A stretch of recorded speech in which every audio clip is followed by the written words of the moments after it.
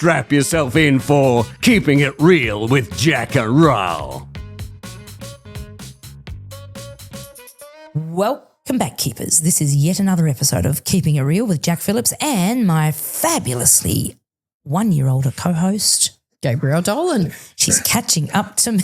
You're right there, Keehlan. You sound like the granddad. Okay, this episode is a bloody doozy, and I got really excited when you suggested it. It's a good one. It's titled The AI Trap, Efficiency Over Effectiveness. And I have so much to say about this one because I'm noticing it too. I'm living it, but I'm also coaching around it. Tell me about why you thought of this one, The AI Trap. I will tell you about that. But before we get into that, Jack, I do recall quite a few weeks ago, podcast episode, you talked about how you were going to, I forget which episode it was on, but you were going to do Pilates 3 times a week. And, you know, we're all about accountability. So it's been God, your memory a few weeks now. How are you going with your podcast, your Pilates 3 times a week? I am a Pilates fanatic. I have been doing it 3 times a week, every week, up until this week. Oh, okay. Oh, you've been busy. I have been overseas. Yes. Monday, Tuesday in Melbourne, Wednesday, and back in Melbourne again today here. I can't tell you how much better I feel and how my body is starting to really feel so much better. So I'm very committed, very addicted, and am absolutely staying very much on track. On track. Well done. So thank you for asking. I wasn't expecting that. I thought I was going to trip you up then. And well, you did for this one. I feel so guilty this week. I'm actually thinking, can I squeeze one in tomorrow and Saturday? So at least I've done 2 out of 3. They don't do Pilates on Sundays. Okay, thank you for checking it. But let's talk about the AI trap. Let's move right along from Pilates. The AI trap. Efficiency and effectiveness. What made you come up with this episode? It's a beauty. Yeah, so what I'm seeing is, because AI, as we know, is very good in helping you create content and you know, especially I talked about this in my book about helping you write stories, find stories, write stories.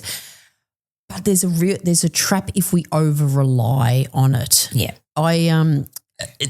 It reminds me, with AI, it reminds me of where we were in the early 1990s with PowerPoint. That PowerPoint came along and, you know, first of all, it replaced the, you know, overhead projectors and we assumed that was going to make all our presentations really amazing. Like it's going to be so engaging. So therefore we'll do 100 slides. Yeah, because we've got PowerPoint and we've got little, you know, the little clip art fellas and the little images and you could, you know, have sound effects. So it's like the technology sucked us in to going, this is going to help make our presentations better.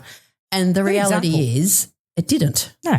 If you weren't using it well. If you're not using it well, and, you know, 35, 6 years on, gosh, that long, we are still using it incorrectly. Correct. So I'm seeing the same with AI, that if we go, well, AI is just going to help us write better. It's going to help us think better. It's going to help us create more stuff. And if we just sort of almost give total control to it, AI. It's not very effective. No. So our communication will become less effective. Yeah. And I often hear people say it's efficient. Yes. So I go, yes, it is efficient and it can be efficient and I use it as well. To be efficient. But we don't want to lose effectiveness in that. Spot on. So one thing I'm seeing with coaching senior executives on this topic is that AI is accelerating their output, but it is shrinking their thinking time. Yeah? Yes. So leaders are producing more but thinking less. That is a worry. So they're saying to me things like, oh, it's great, I wrote the strategy documents in an hour with AI, or, you know, oh, I got ChatGPT to draft the board paper.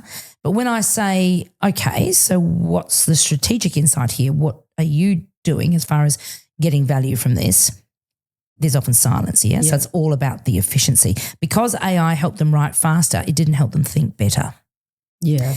One of my future fluencies as part of this index that I will bring to this podcast very soon is spacious thinking. I tested this with a group of very senior banking leaders in New Zealand and they all jumped onto this spacious thinking opportunity. No one is spacious thinking. We're going from meeting to meeting to meeting to meeting. Okay, so creating space to think and actually ideate and create and let your mind wander to solve problems or come up with ideas. Yeah. No one's doing that in front of a laptop or in a meeting. So AI is not allowing that either. It might spark an idea if you prompt it properly, but then what are you doing beyond that? Yep. Yeah. So don't produce more and think less. Yeah. Because the risk is right that it makes bad thinking faster. It's not making it better. Yeah, true. But I guess so I was thinking of an example. I've got a few examples of my experience with using AI to help with producing content, both good and bad. But when I wrote a post a few weeks ago on International Women's Day, and we spoke about the post. In fact, we did a whole podcast on the post. I wanted to, the whole theme of give to gain, I wasn't happy with, and I thought, no, what about giving up stuff and giving things? Nice. And I started to think post. Giving less, giving up saying yes to everything, giving up, giving yourself time to manage your energy. So I was thinking of all these things, and I thought, I want to write a post that just lists all these things you should give yourself permission for, give up.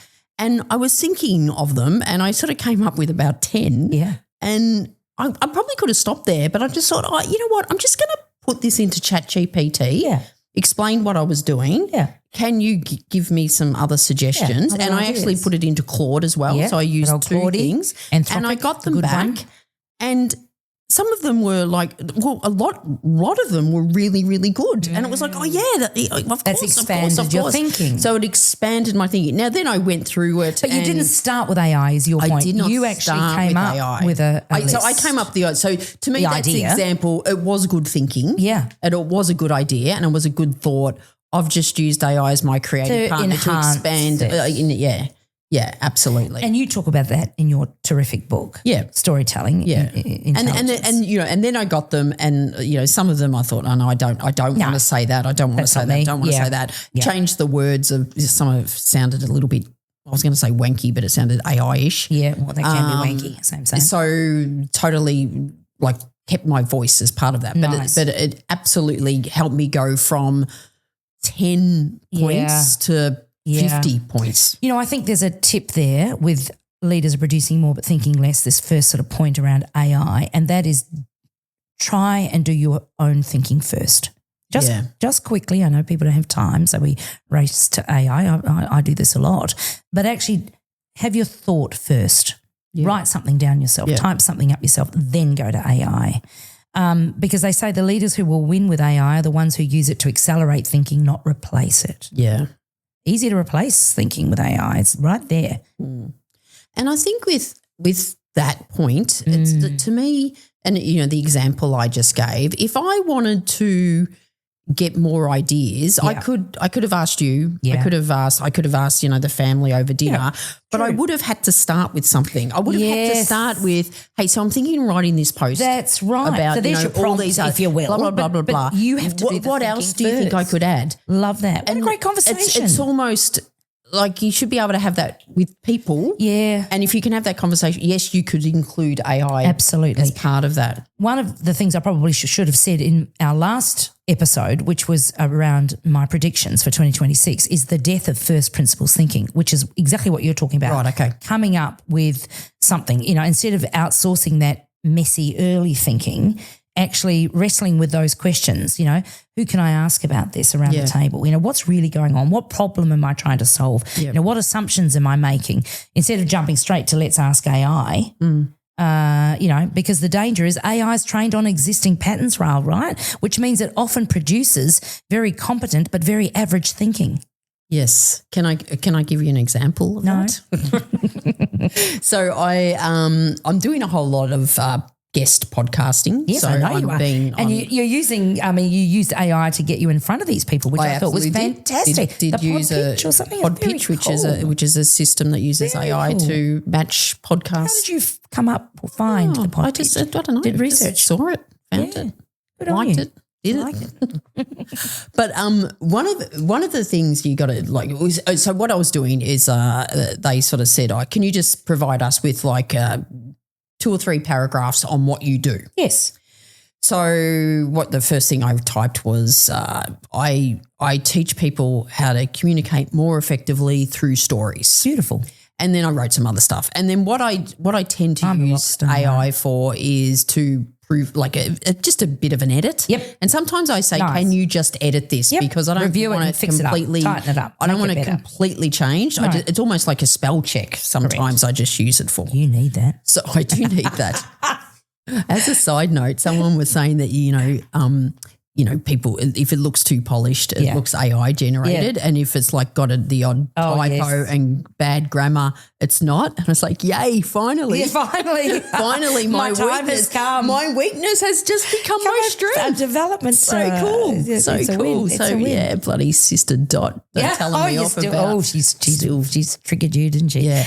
Anyway, so I put this into AI. It comes back and it said, I teach people how to communicate more effectively through stories that bridge the gap between impact and trust. And I just thought, I don't even know what that means. No. So part of me went, no, it's bullshit. I don't know what that means. But then the more I looked at it, I reckon there's so many people that would go, well, that sounds good. Yeah. Like that. I build impact and storytelling builds the bridge between impact and trust. Well, that's one take on it. Well, I know, but the point is, so many people would read that and go, "Oh, that sounds good." Sure. Well, it doesn't even make sense. And so, no, true. That could be my new tagline. What doesn't make sense? It doesn't make sense. So I think one of the real trap, when we come back to the trap of AI, if you get AI to help you, even if it's you getting help, AI to help you refine the good thinking in the first place, and it comes back with stuff, don't fall into the trap of saying, that sounds good. No. Because then I say, does it sound like you? Nice. And if it doesn't sound like you, it's just starting to sound all like the same. AI slop, we call it. So AI is brilliant at synthesizing what already exists. Leadership requires imagining what doesn't exist yet. Yeah. It really does. Yeah. So it's coming up with new ideas, new ways of doing things, new thinking. Yeah. It's easy to keep rehashing what we've done before. So good leaders will absolutely use AI to enhance, but they won't have it replace their thinking. No. I'm doing so much work around this with this future fluency, and I can't wait to share it, as I keep telling you. But it's very true, the spacious thinking, this ability to get tech curious. Yep. So important. So would you suggest that maybe the good leaders are doing their own thinking first and then using AI to enhance? Yes. Or could you go straight to AI and, say, let's go back to an example I've used. I want to write a post on for International Women's Day. Could you ask me some questions to help flesh out my thinking? That is exactly how you should use it. Right, okay, I'm going to write a post on International Women's Day. Here's what I'm thinking about. Yeah. Here's why I like it. And what I'm missing is X. Help me. Yeah. So it's not just going write a post about International Women's Day, full stop. Yeah, so it's actually everything is about the prompt. You're exactly right. It's using the right prompt. It is, and I love that. Ask me some questions. Getting to ask you questions. So that's now I'm using it as an agent almost. Yeah, I'm using it as someone to brainstorm and bounce ideas off. That's a very different process than just write the post. Yeah, a very different ask. So AI is brilliant at synthesizing what already exists. Leadership requires imagining what doesn't exist yet. Be very careful about producing more and thinking less. Be very, very careful about not using first thinking principles, because it's those ideas you've just said, I came up with 3 or 4 things and then I asked AI and it gave me 5 or 6 more. Fabulous. Yep. But you didn't outsource the thinking in that case. Yes. I've noticed, I don't know whether you're noticing this, maybe you're not because you're not doing as much one-to-one coaching, you're doing more one-to-many group work, is a lot of senior executives have stopped reading. Stopped reading. Because what they're saying to me is, I don't need to read full reports anymore. I don't need to read big spreadsheets anymore. I just get AI to summarize them for me. Okay, now danger. Sounds efficient. But then when I start talking to them about, what are the strategy implications of that? they miss nuances entirely. They miss information that AI hasn't picked up because AI is not in the organisation. AI is not on the board because the insight wasn't in the summary. It was buried in the detail. Mm. You know, it's like the gold, the crumbs are often in certain things that only a human can pick up. So be careful of not reading full reports. Mm. My daughter is one part of her previous job was to summarise reports and then present it. And I go, surely you just use AI for that. She went, Mum, you cannot use AI for that because and it's literally the same. You will miss some bits in there that are probably the most critical thing that hasn't been picked up. Yeah, absolutely. I mean, when I think about some of the key services that we offer people, you know, whether it's on the legal front or financial front, you would hope if you're paying an advisor or you're being represented by a lawyer or a commissioner or something, that they absolutely know the detail. Mm. If they're representing you and fighting for you or you know, the more I think about it. So be careful about not reading. I understand the value of having things summarised, but, don't outsource everything is my advice. I've got another example I just thought of. Ooh. It's an example both you and I are involved in. We had an experience when we ran one of our immersions. Mm-hmm. We signed a contract and I take full responsibility for this because you were doing something and I said I'd look after it. She was doing something for a change while I did not read the contract and missed a critical bit of minimum payment. Yeah.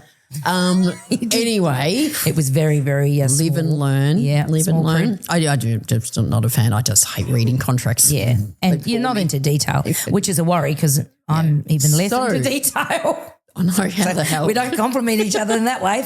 But the next time we ran an immersion, the contract came through again, which was the same contract, exactly the same contract we'd signed. Correct. But we were aware of the minimal payment this time. Minimum, yeah. But you said run it through AI just to see if it's – and I think I came back and said, oh, God, I so – cannot be bothered doing this. It's not going to change a thing. It's not going to change a thing. Anyway, I appeased you. Did as she was told put it through AI and said, you know, act as our lawyer. That's right. Came back with a few suggestions and I went, okay, fair enough. Went back. They were actually good suggestions. Went back and asked for the changes and got them. They got them. So it actually paid off. Right. Paid off. So in that case, but you didn't read it. You know what? But you know what? I know I'm a person that if I'm reading something and it's after a page, I go, I just can't be bothered. So that is such a weakness for me. So this is an opportunity. Using AI would be. So so what is the learning? Because our keepers are listening thinking, well, hang on, that could be useful to me. Our keepers are listening and thinking, you two are idiots. No, we're human beings. We're not artificial, and that's okay. So what will you do differently next time that we go and work with a different supplier who has a different contract? AI. But what will you ask the AI to do? I would ask AI to act as my lawyer and suggest. What are the risks for us? Yeah, what are the risks for us? What is the fine print I might miss in this contract? Mm-hmm. I need to be able to go back to our supplier very informed of what our risks are. Yeah. If you pop that in. And you know our good mate Scott Galloway we talk about. I was listening to his podcast the other week and he was talking about lawyers like the amount of lawyers you need is massively reduced because AI normally that type of stuff, if you went to a lawyer, they would give it to their little associates. Yeah, this is what junior lawyer. You're finding the junior lawyers. However, there is an absolute. I sit on a board for a law firm, so we're all over this. There is an absolute case for. So then, how do you use junior lawyers or people coming through? Because they're going to have to get experience in a different way. Yeah. Because if the AI can save us from a whole lot of admin and a whole lot of research and a whole lot of report reviews, and it can be used well, and you'll find lawyers will have their own agentic AI models happening within the organisation for confidentiality, then how do you use those people for better work, for different work? So that's exciting. Yep. And I guess in that my example then, I know I'm not very effective at reading Sure. things. So when Self-awareness, we come back to the AI trap, efficiency, and effectiveness and vice versa, is because I know I'm not very good at that, I'm getting AI to help me, which is making me more effective in that task. Correct. And probably more efficient as well, but efficient and effective. Yeah. It's the danger is if we're putting efficiency over effectiveness. Which AI will always lead from. Yeah, actually. and that's why it's a trap because it is. The trap is it was really efficient. There's another trap. Go. That is totally associated with that, and you actually even mentioned it in your example of the post you wrote, and it's the AI confidence illusion. Yeah. So AI produces quite well-written outputs in most cases, clear, structured, logical. But that presentation that's just written can create false confidence. Yeah. Just because something sounds smart, e.g., impact and trust, doesn't mean it's always right or right for you. No. So AI can make mediocre thinking look or sound sophisticated. Yeah. Until a human being goes, what the? Until someone says, so what do you mean by that? Exactly and right. And then you go, I don't know. Because I didn't actually do the thinking. And you start talking like this. So a bigger systematic risk around this AI confidence illusion I see is junior people using AI to write emails, analyse data, draft presentations and summarise research. All of that sounds great. I would also do that. I do that now, not even as a junior person. No, but those very far from a junior person. Hello. Those tasks are how people historically built judgment, yeah? Yep. So without the learning phase, we risk creating leaders who never develop that cognitive muscle. Right. So if the AI does the early thinking for you and you never develop the strategic insights that leadership requires, you aren't actually going to be a good leader. Yep. Okay. So watch that confidence illusion, yeah? All righty. So AI should create spacious thinking, not remove it, Ral. Yeah. Yeah? So AI should free us up to do deeper thinking, look for pattern recognition, be more creative and do strategic imagination. Like you said at the start, I came up with the ideas. I write the post or start to write a post. I then use AI to help enhance it. Yeah. Much clever. So I would say that if you want to avoid the AI trap, because we still want our content, our communications, everything to be effective. Yeah. As well as efficient. I think the biggest tip I give people is you don't want to lose your voice. No. And so you can do is if you're getting AI to help you with any form of content, even if it's drafting an email, read it out loud and if it doesn't sound like you, change it. Absolutely totally change it. And before you jump to using AI, come up with your idea or come up with a seed or something first and use AI to ask you questions. That is brilliant. Use it as your you're creative a genius partner. Girl. So hopefully this has been of value, keepers. As usual, give us a rating, helps spread the word of the podcast. And jump on the Patreon. Jump on Patreon if you want to get access to early episodes, early access to live events, masterclasses. bonus masterclasses, which are amazing. Jump on for a very small fee. You can access all of that. We will see you next week. Can't wait. You've been listening to another episode of Keeping It Real with Jac Ral. If you like what you've heard, don't forget to tell others about it and give a 5-star review. They may seem confident, but they really are sensitive 5-star needy souls. Yeah, right. Keeping It Real, created by Jack Phillips and Gabriel Dolan. Produced by Keehlan Ferrari-Brown. And this really real voiceover, spoken by Richard Phillips.